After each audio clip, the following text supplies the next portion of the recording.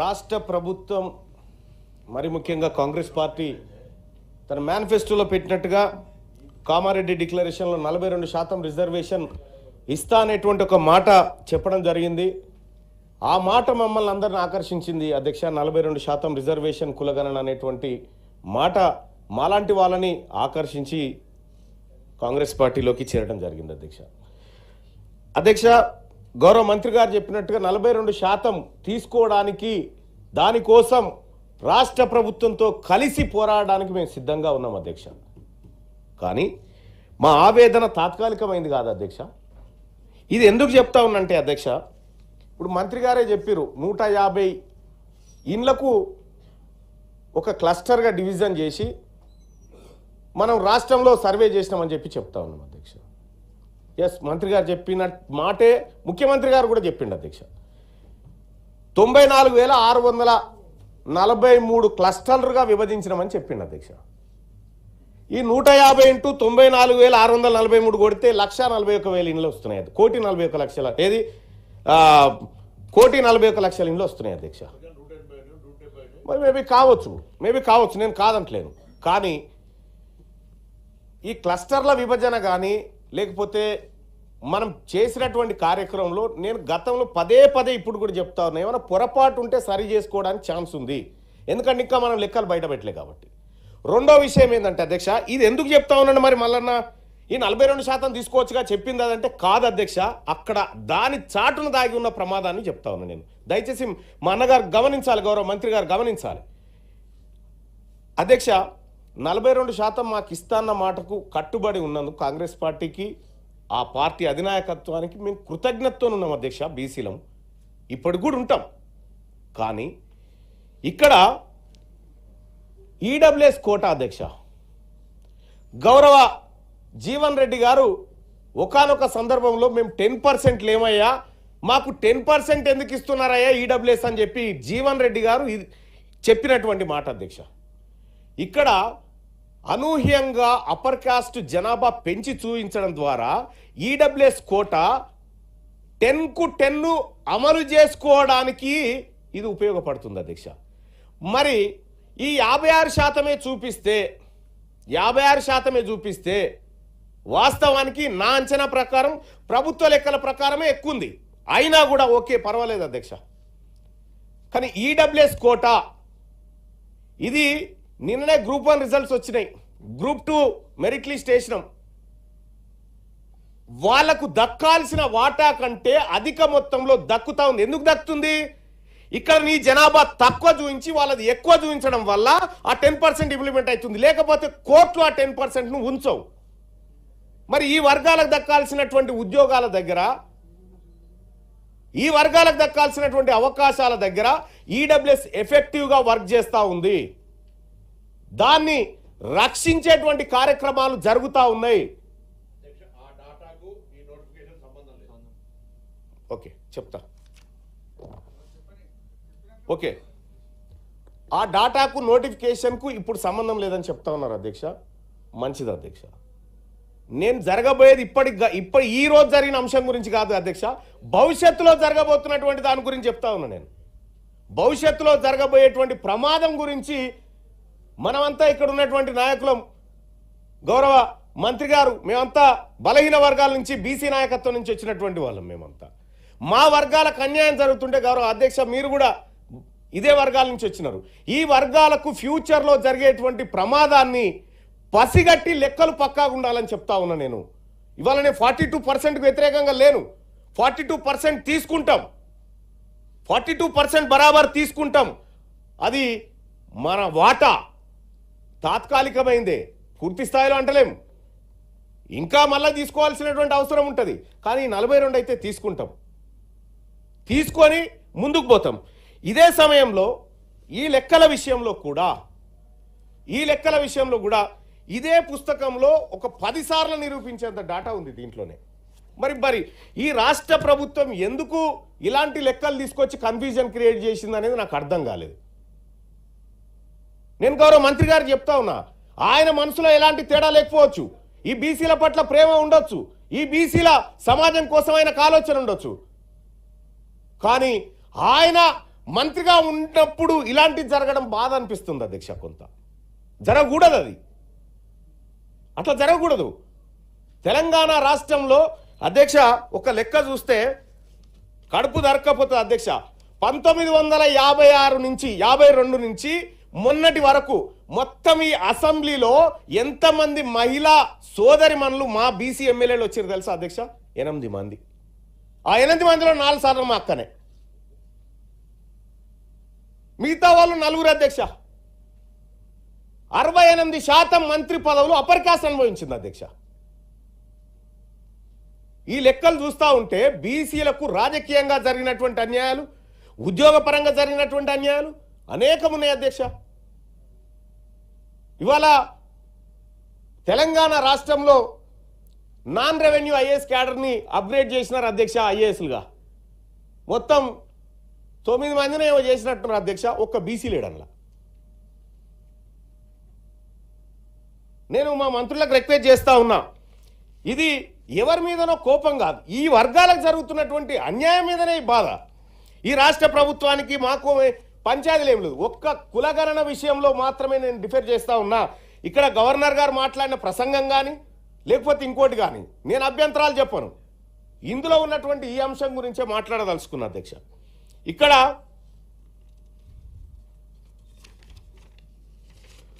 అధ్యక్ష మంత్రివర్గంలో ఇప్పటి వరకు 1956 నుంచి 2019 వరకు 888 మంత్రి పదవులు భర్తయినాయి అధ్యక్ష మొత్తం ఈ ప్రాంతం నుంచి. అందులో 543 మంత్రి పదవులు అగ్రవర్ణాలకి చెందినాయి అధ్యక్ష. ఎస్సీలకు 111 దక్కినాయి అధ్యక్ష. ఎస్టీలకు 22 దక్కినాయి. ఇక 888 మంత్రి పదవులలో ఏది 19 వరకే, ఇది మళ్ళీ 23 కాదు. బీసీ మంత్రులు అయ్యింది 212 మంది 888లో.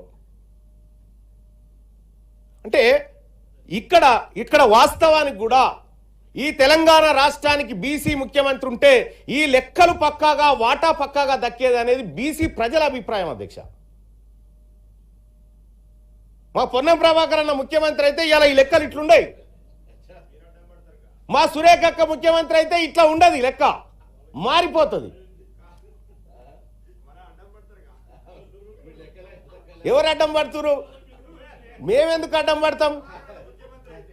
మేమెందుకు అడ్డం? ప్రభాకర్ అన్న ముఖ్యమంత్రిని చేయమని మొత్తం తెలంగాణ జనం అంతా గదిలో వస్తుంది. కానీ ఆ టాపిక్ ఎందుకులే, కానీ ఆ టాపిక్ వద్దులే, కానీ ఆ టాపిక్ వద్దు అధ్యక్ష. మంత్రివర్గంలో కూడా 28% మంత్రి పదవులు రెడ్డి సామాజిక వర్గం వాళ్ళు అనుభవించారు అధ్యక్ష. 5% మంత్రి పదవులు వెలమలు అనుభవించారు అధ్యక్ష. కమ్మలు 13%, 3.5% క్షత్రియులు అనుభవించారు, 3.1% బ్రాహ్మణులు అనుభవించారు, 1.5% వైశ్యులు అనుభవించారు, 7% కాపులు అనుభవించారు. మొత్తం వీళ్ళు అప్పర్ కాస్ట్ అంతా కలిసి దాదాపు 61.1% పదవులను అనుభవించారు అధ్యక్ష, మంత్రి పదవులని. నన్ను ఎటు కలిపిన ఏం కాదు, నాది డ్యూయల్ సిమ్. రైట్గా 12.5% మంది ఎస్సీ మంత్రులు, 2.4% మంది ఎస్టీ మంత్రులు. ఇక మిగిలిన 23.2% అధ్యక్ష. 1931లో లెక్క తీసినా ఇదే శాతం ఉన్నది అధ్యక్ష. ఆ రోజు నుంచి వివక్ష కొనసాగుతూనే ఉంది.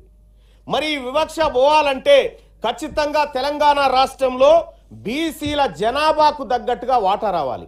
నేను ఈ సభ నుంచి చెప్తా ఉన్నా అధ్యక్ష, ఈడబ్ల్యూఎస్ కోటాకి నేను వ్యతిరేకం కాదు. అందులో ఉన్న పేదవానికి కరెక్ట్గా అని వాటా దక్కాలి. అందులో ఉన్న ఎంతమంది ఉన్నారో అంత వాటా దక్కాలి. కానీ అదనంగా ఇవ్వడం అనేది బీసీల తలలోంచి గుంజుకొని ఉద్యోగాలు ఇచ్చేటువంటి కార్యక్రమమే. ఇవాళ రాష్ట్ర ప్రభుత్వం చెప్తున్నట్టుగా గౌరవ ముఖ్యమంత్రి గారు కూడా చెప్పిండు ఏమని, నేను ఎక్కడైనా చర్చకు సిద్ధం అంటారు. ఇక మళ్ళీ అది చెప్పకుండా ఈ 42 మీద దృష్టి పెట్టండి, ఈ 42 కోసం మీరు సీరియస్గా ఎఫర్ట్ పెట్టండి. మేము పనిచేయడానికి, మేము కూడా మద్దతు చేయడానికి బీసీ సమాజం అంతా ఇలా మేము ముందు వరుసలో ఉంటాం. అలాగే అధ్యక్ష, ఇక కొన్ని అంశాలు అధ్యక్ష గవర్నర్ గారి ప్రసంగంలోంచి, మహిళలు ఈ 2500 రూపాయలు ఎప్పుడు ఇస్తారని అడుగుతా ఉన్నారు అధ్యక్ష. ఇట్లా ఈ 6 గ్యారంటీలకు సంబంధించి ముఖ్యమంత్రి గారు కూడా ఒక టీవీ డిబేట్లో కూడా చెప్పిండు, మీ అనుకున్న ఉప్పర్ షేర్వాని అందరు పరేషాన్ అని చెప్తా ఉన్నాడు. ఇండియా టీవీ కాంక్లేవ్లో ఒకసారి ఈ రాష్ట్రంలో ఉన్నటువంటి ఆర్థిక పరిస్థితి గురించి మాట్లాడిండు. నిన్న సభలో కూడా మాట్లాడినట్టుండు సీఎం గారు. నేనేమంటున్నా అధ్యక్ష, ఈ మాట మనం అసెంబ్లీ ఎన్నికల ప్రచారంలో చెప్తే మన కోట్లు ఎద్దురా అధ్యక్ష, నన్ను గెలవనిద్దురా? అప్పుడు తెలియదా మనకు?